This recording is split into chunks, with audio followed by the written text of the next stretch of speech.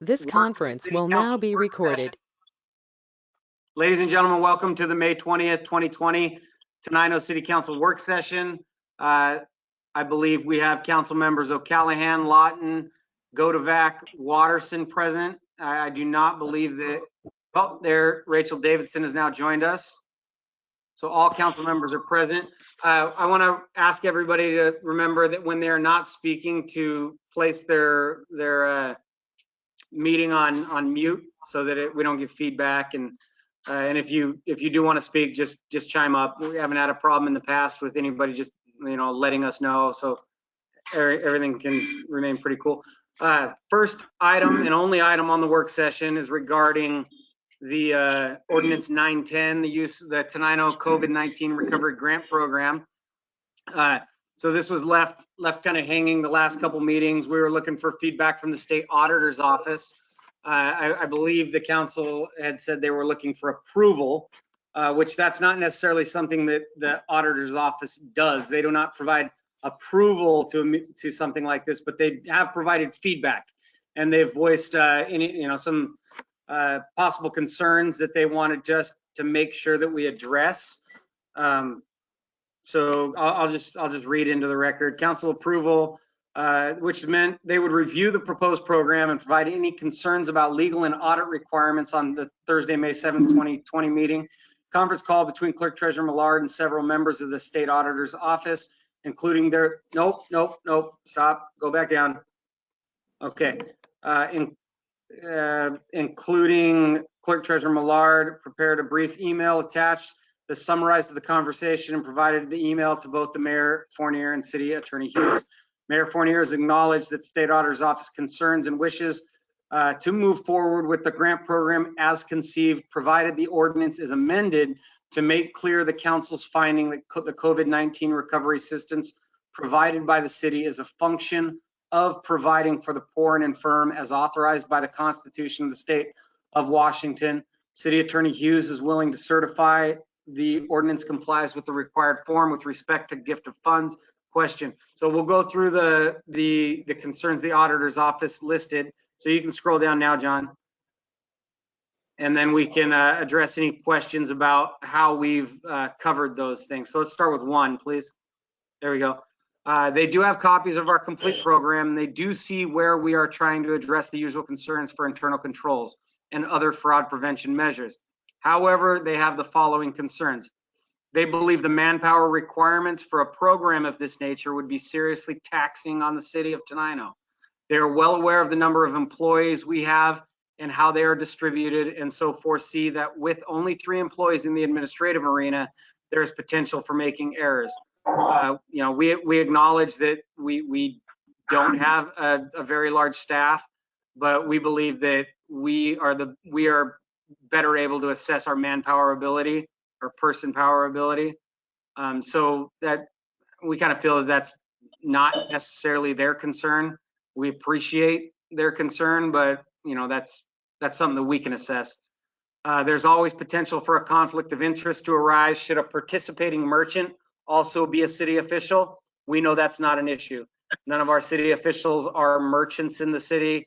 There's, that's just a blanket statement they made that we know does not affect us. Ensuring that the script does not create a long-term financial liability is a concern.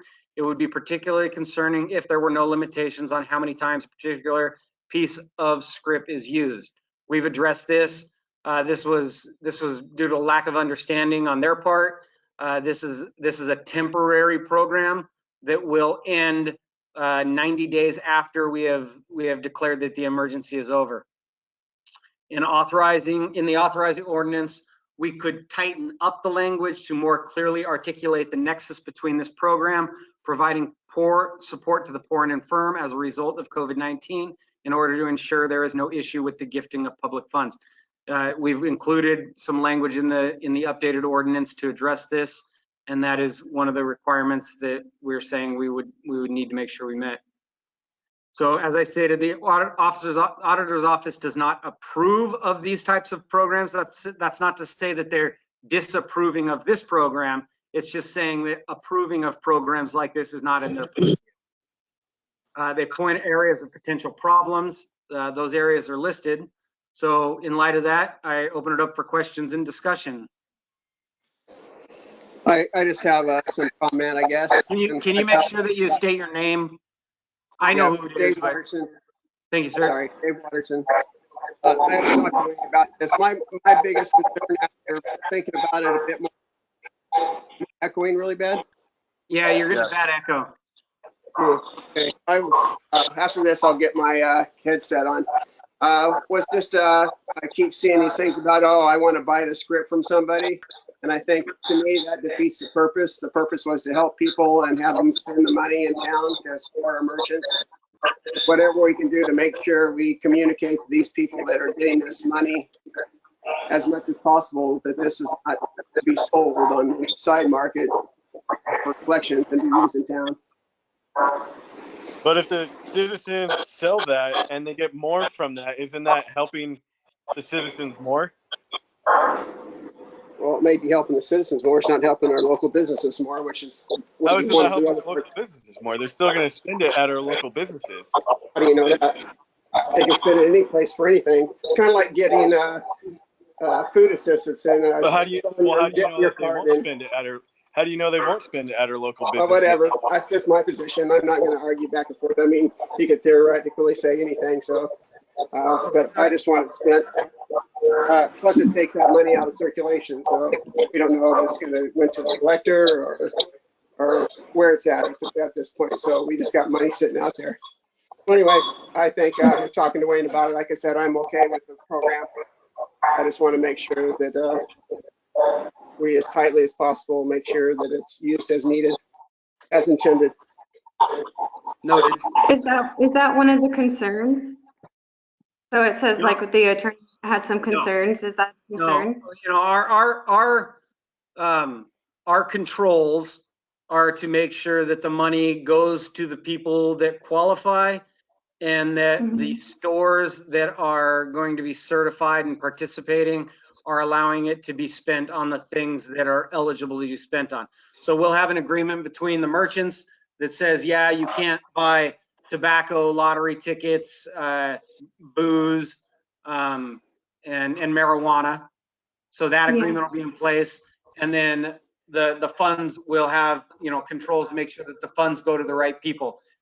If those people that take them put it in a mayonnaise jar and in their backyard, or if they go to Los Compadres and buy, you know, buy dinner, that, you know, we can't control what happens, you know, once we've given it out to individuals beyond making sure that the stores apply it appropriately.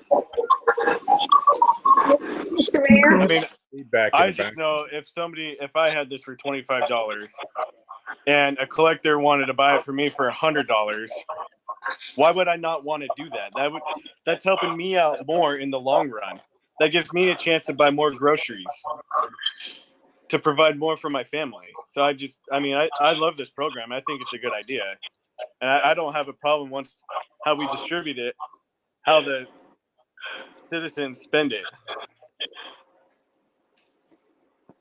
All we can do is we will make sure that the stores have agreed that it can't be spent on things that we have deemed are not essential items. You know, if you know it, yeah. Mayor, may I? Sir. You got to look at history. What you're saying is true. People will, and I'm not saying probably, I'm saying will take this and they'll sell some of it or they'll save some of it because later on it will be collectibles. The safeguard on our part is that we're going through our due diligence so that we tell everybody what they can and cannot spend it on. And it's not everybody that's getting it. It's the people that actually need it. So if they just sell it, you know, that part's out of our hands. And you're right, they will make a little extra money off of it, which can be spent here however they need it. But our controls are to find out which ones actually do qualify for it, and that's a pretty narrow window. Because remember the last time we talked about this, I brought up the question of the people of the same. Those most of those people do not qualify for this because they're on Social Security or something, which does not affect the COVID-19, does not affect their income. This is people that are in the city limits only. And that's one of our controls. The rest of it is that the mayor says is all the different stores that are here are what the money can buy and cannot buy. Okay. So once we approve somebody, the rest is in their hands. Right. Yeah, I agree with that. And that's history. I was kind of thinking too, the more I thought about it, so we're still kind of going through the application process on how that's going to work. Okay, so say they get this money, and I guess John Millard would know more than anybody, but like, what if people are past due on their water bills? Is that a thing? Are they going to be able to use it for that? Yeah, we have worded it to where when you get you fill out your application, you're approved, you will get like an approval letter, and you're gonna write, you're accepting the wooden script. You will have an option to apply all or some of that to your utility bill. So if you're getting $300 and you have an outstanding utility bill of $100, you can choose to do that, but we're not going to make that a requirement. You may need that $300 for groceries, and maybe you're going to wait on your utility bill till next month when you're going back to work. Like somebody's lost their job because of the lockdown and they're having a hard time paying for groceries. Maybe they're not going to pay their water bill for another month.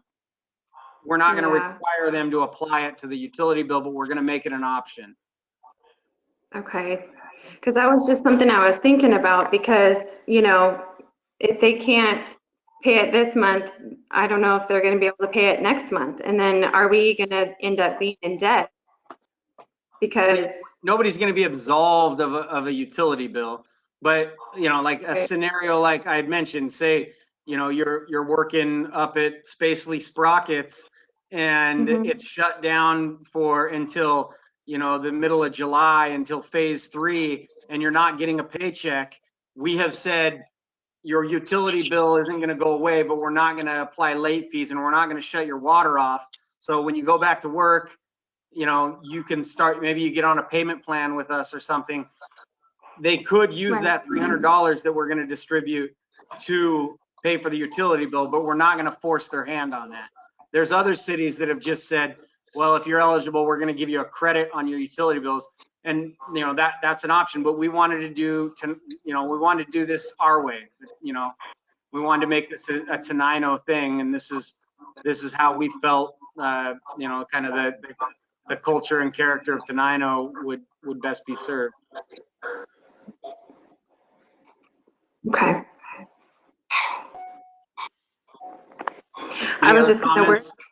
Go ahead. What's that, Well, Rachel? I was just kind of worried because I just don't want any situation where we're just going to end up with mass shutoffs or us run into issues with that. There may be issues like that down the road, but this is a program that could help with that. But the individual will be able to choose where they apply it. Maybe they got a bigger need somewhere else, and maybe that's buying baby formula or buying gas so that they can even get to work. We don't know. Yeah.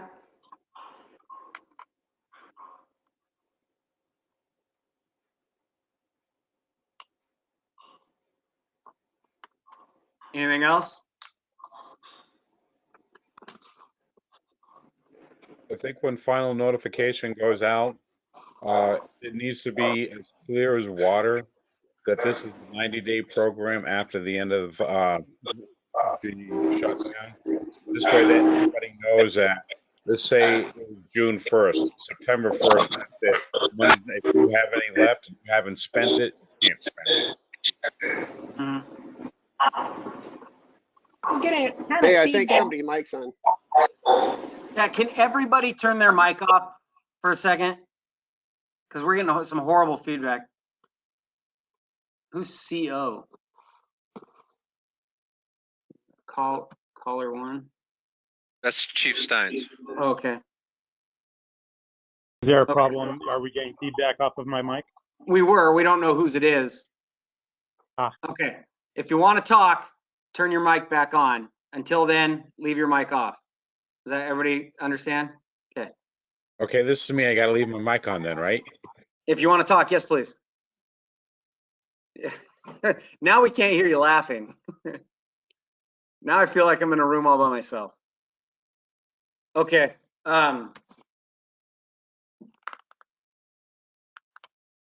So this is on the agenda where we are asking for approval tonight.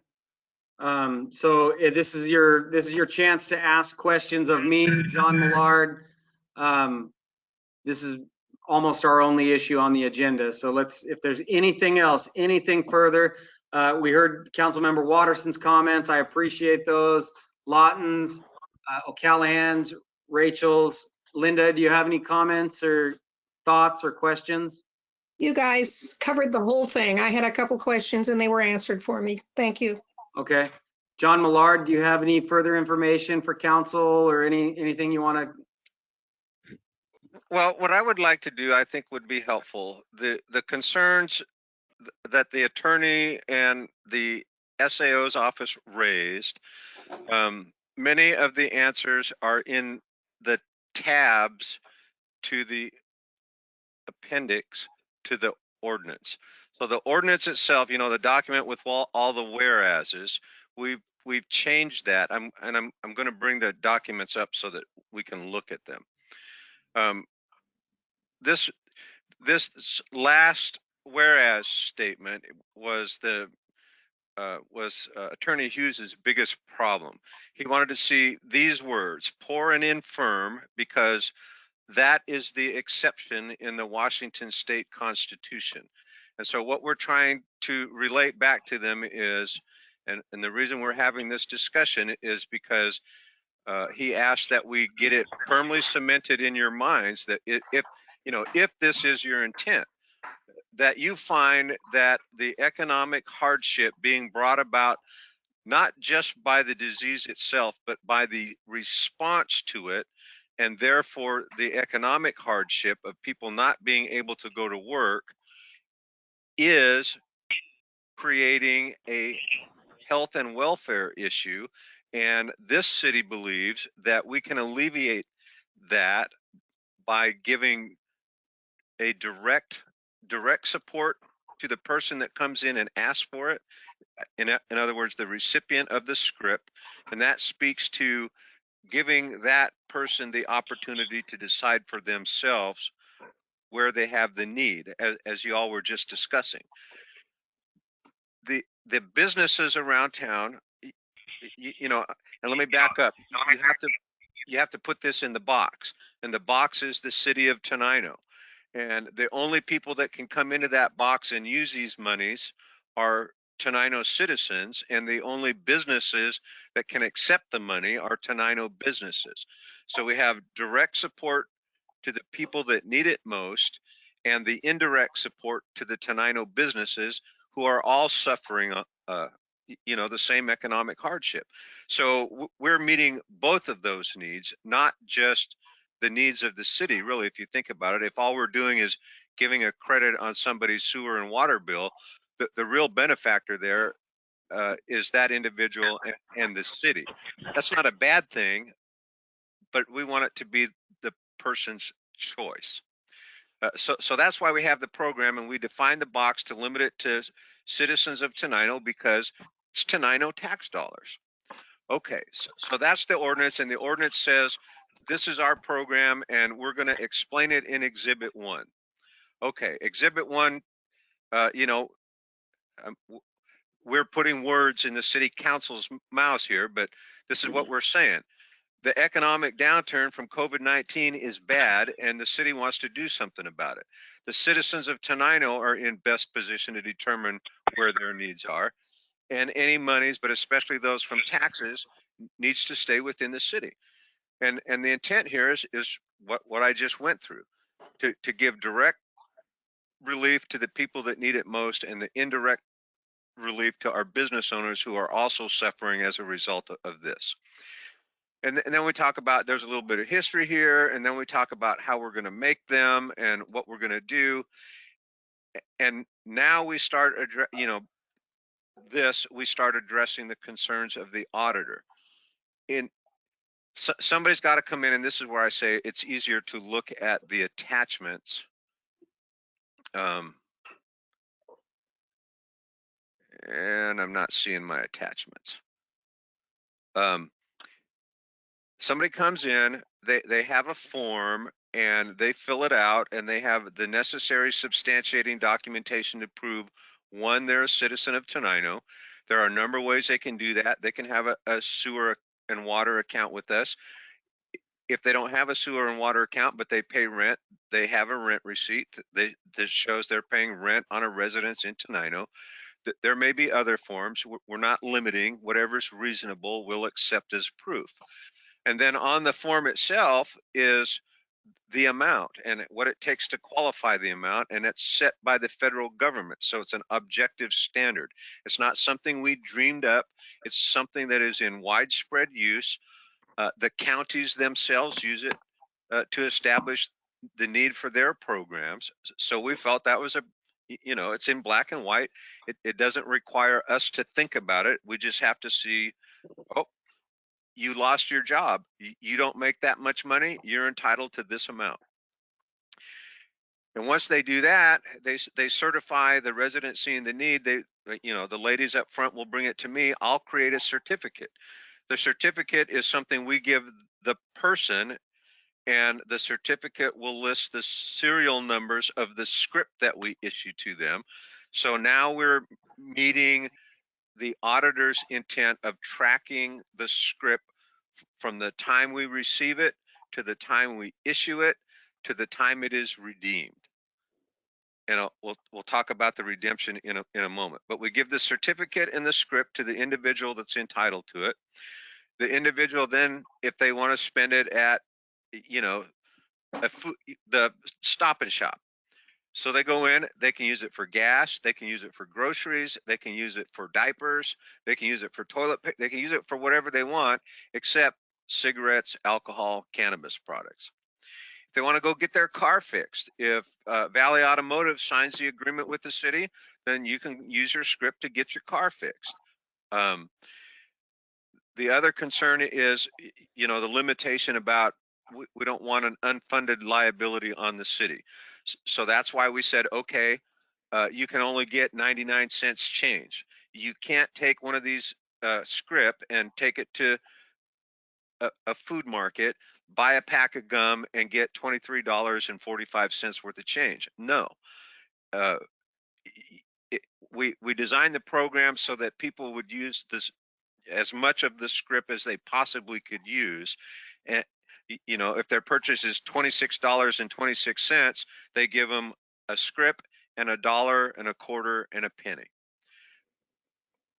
So again, we've put those safeguards in place. And now the customer goes away, and every 2 weeks, coinciding with the city's billing cycle, the merchants can then bring the script in and redeem it for a check. Okay, so when the merchant brings in the script, now we go back to the serial number, I take it to the log, and I log in every piece of script, turn it over, stamp redeem on the back, and put it in a pile.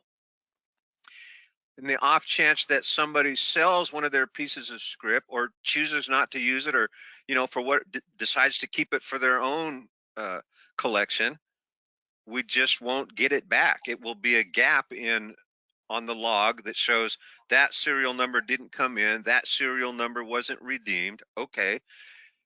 When the emergency is declared over, that liability, that, if we're talking about a single script, it's a $25 liability. It exists for 90 days. At the end of 90 days, that script is worthless. As far as redemption value goes, to a collector, as far as redemption value goes, correct. That's out of our hands. Yeah, and so the secondary market, the collector, they could do whatever we want. It is no interest of the city. We've accounted for it. And again, I go back by exception. Let's say we issued 100 pieces of script and there's 3 blanks on my log at the end. that those 3 weren't redeemed. Okay, that's $75, but that liability is only going to exist for 90 days after the emergency has ended. And then it's no longer a liability in the city. It is no longer an unfunded liability. So that concern goes away. Okay, I got a question or a comment.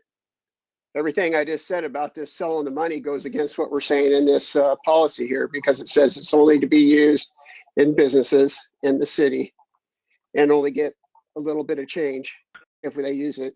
So the whole situation with people selling it, I'm not saying we can totally keep them from doing that, but we should highly discourage it and show them that this is what the money should be used for.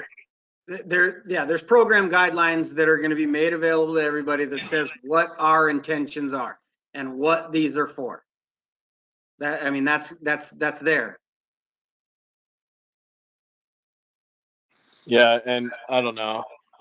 I don't feel comfortable telling people how to spend their money outside of not with this stuff, outside of not buying alcohol, cigarettes, and marijuana. I'm not going to tell people how to spend their money. I'm for this program. I'm happy that we're doing this, but I'm not going to tell them how to spend it. This is taxpayers' money. This isn't our money. I agree with Jason. Okay, just so everybody's a little bit more comfortable, if you look back at the history of the Tenino wooden dollars, what we're doing right here is not that much different than we've done from the first version. It's not different from the second time when I brought it back with the museum. It's the same thing. Some people are going to get it and they're going to hoard it, and they know it's not going to be worth anything after a certain date. But to a collector, it's always going to be worth something. For example, one of the $1 bills from the original run went for $4,000 to a collector. But if that collector tried to come into the city to spend that $1 bill, he couldn't spend it. Just like the second time when we at the museum started to do that, we have the money in the bank, and after 5 years, and that's why we have a new set. But after the first 5 years, if you did not spend it, it became worthless in the city. So you could not spend it, and the only people that would value it are our numesticists, the people that collect those kind of money. So this is not any different, really, than we've already done twice in the past. Yeah. You're exactly correct. And in the past, we've never told anybody how they can spend it. The only thing that we've told them both times is that they only can spend it within the city limits. If you go outside of the city limits, you can't spend it because the merchant cannot come back to the city to redeem funds for it. So if they went, what is it, the Whistle Stop?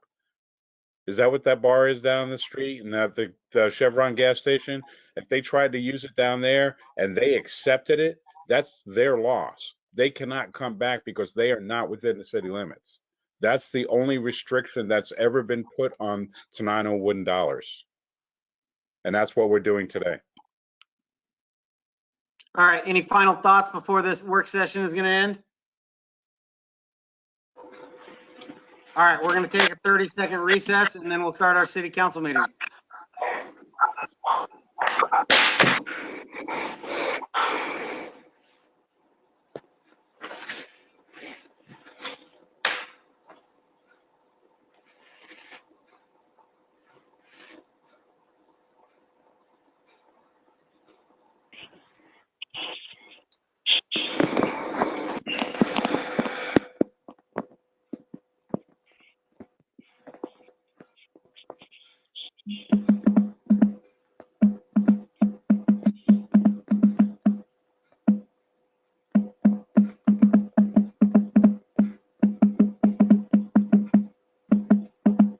Sounds like somebody's playing the bongos. I was wondering that too. It's either Rachel or Chief. Not me. It's not me. No, but it might be my charger though. All right, ladies and gentlemen, welcome to the May 20th Tenino City Council meeting. Let the record show that all City Council members are present. Would everyone please stand for the Pledge of Allegiance?